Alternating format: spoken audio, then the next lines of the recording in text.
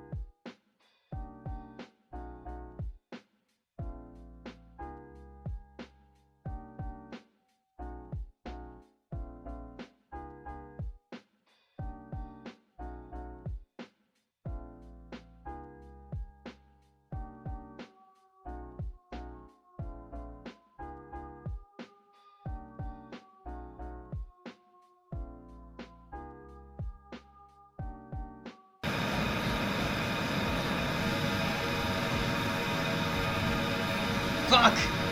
I didn't realize that! God damn it, man.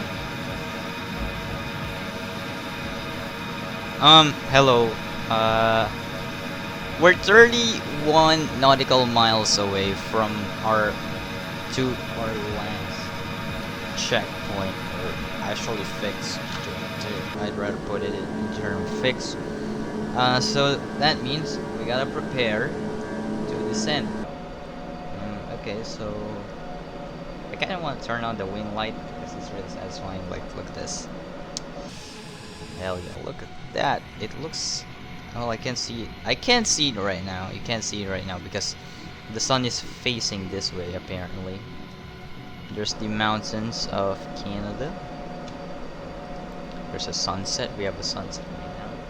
It means it's gonna be nighttime when we arrive at Vancouver. Pretty. It is a nice aircraft. This is a good looking.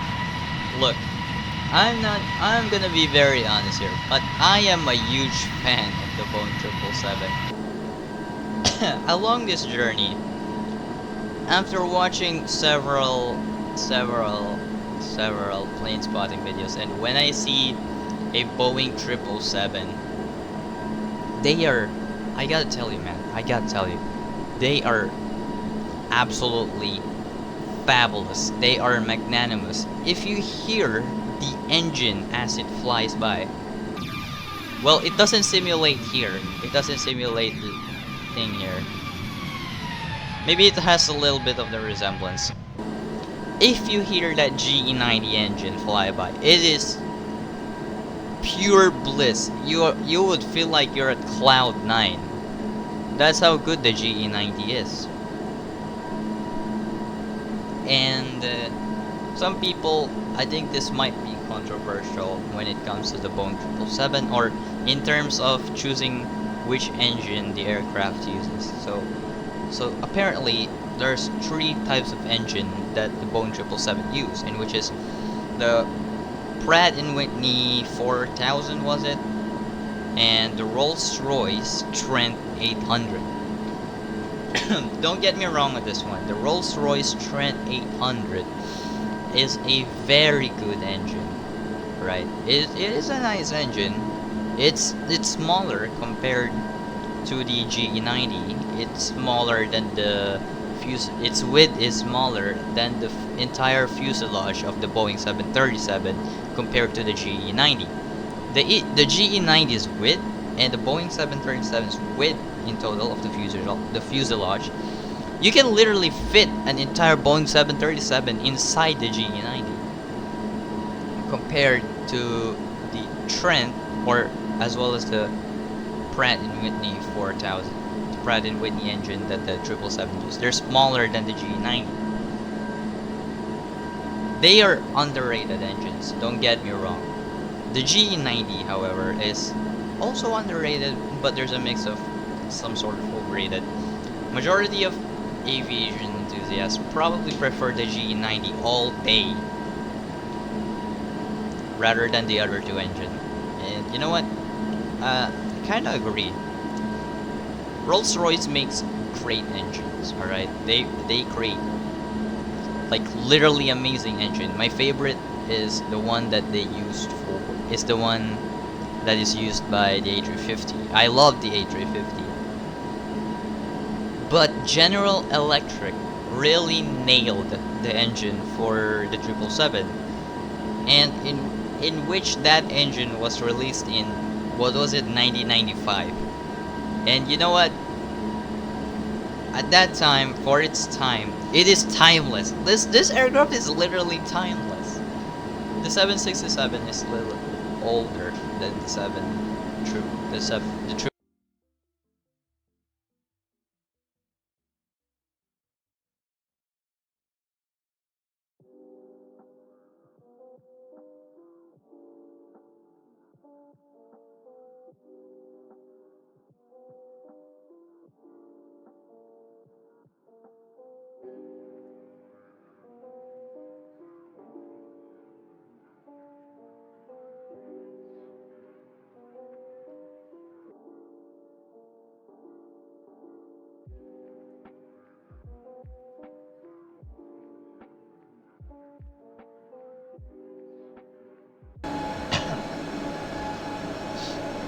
Where is the runway? Can see the runway. It's just road. It's just road. Yeah, it's just pretty much road everywhere. And some random buildings. It's a river. Just realized that's a river. Oh, here it is. Okay, I see it. It's inside. Right, airfield is inside. Drop landing gear.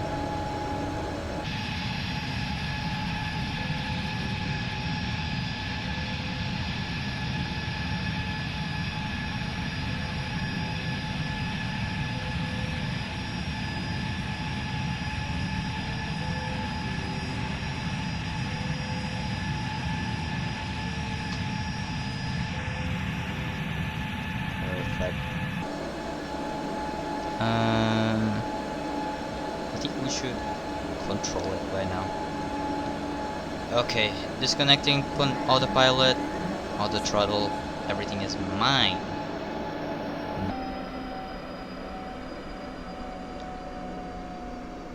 1,000.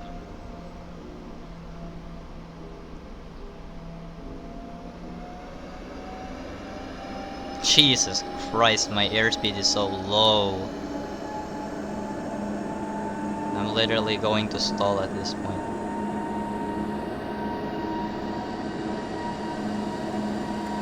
There's no wind? 226 left. Yes, I am approaching indeed. And I am not yet. Okay, we don't need to rely on the localizer now, we need to rely on our visuals. We are all on whites. 3 whites, 1 red.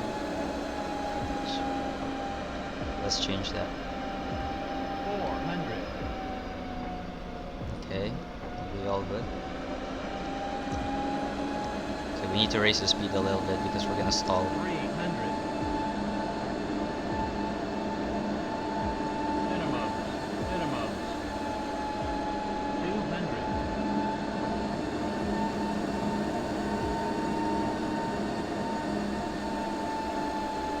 Oh, I am actually high. Line slope.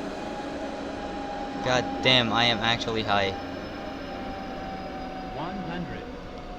50, please. I'm gonna miss the touchdown zone. 50. 40.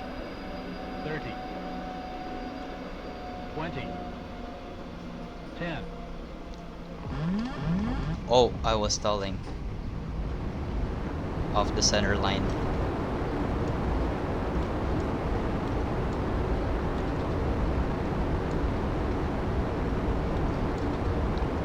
Disengage, 60 knots.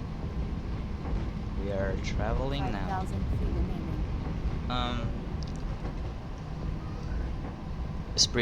Speed breaks up. I am missing the taxiway. I am not looking. Speed breaks up. Retract flaps to 1. That should be moving.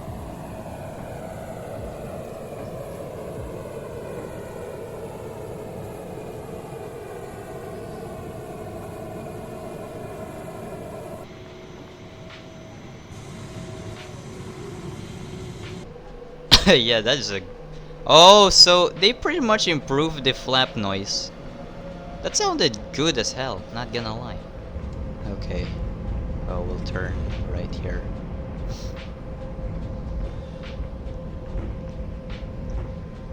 Where the hell is this? Is that the cargo terminal I'm seeing? I'm pretty sure that's the FedEx terminal, is it? I've never been to Vancouver before.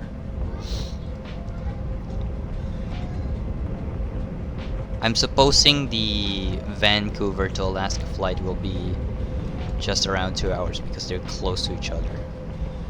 I forgot the airport. I forgot the airport will be going on. That's not very pilot-like of me. Alright, we'll turn here.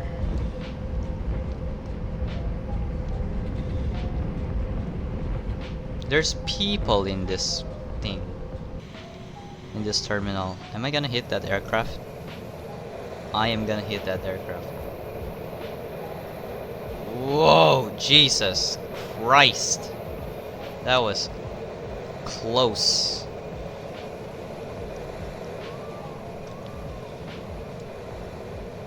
Now that is amazing. I'm loving this time right now. I'm literally the only big aircraft in this cargo terminal. And we'll turn here. I hope I don't hit this 767, I think. 767 cargo.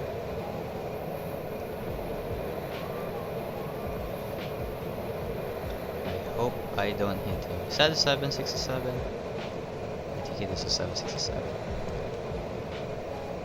Oh, I am too... Okay. Let's push to idle. Set parking brake. Let go of the stick. All good. Flaps are up. Turn off all lights. Taxi lights off. Strobe lights off. Nav logo wing. All dark. Then cut off. Then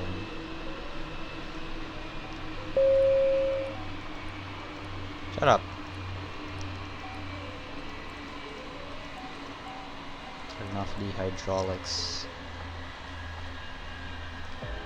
Gear. I forgot to turn this on, to be honest. That's pretty much my mistake when I use this aircraft, is I freaking forget the AD rules. Alright, so that's Vancouver.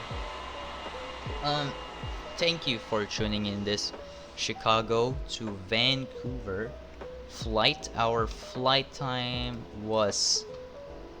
No wait, god damn it. But the total distance was 1,568. I think it stated that. And yeah, that's pretty much it. The ETA was 3 hours and 22 minutes, in which is we pretty much traveled around 3 to 4 hours, I'm guessing. But I'm guessing it's 4 hours. Why didn't it record that? God damn it. I forgot to check. It doesn't usually record the flight time you do after you land in the designated location or the airport where you're landed to. But anyways, we pretty much wasted a lot of fuel too. Let's see. We only have 21,000 pounds. Well, it still survived. But anyways, thank you for watching, and I will see you next time. Goodbye. Thank you very much.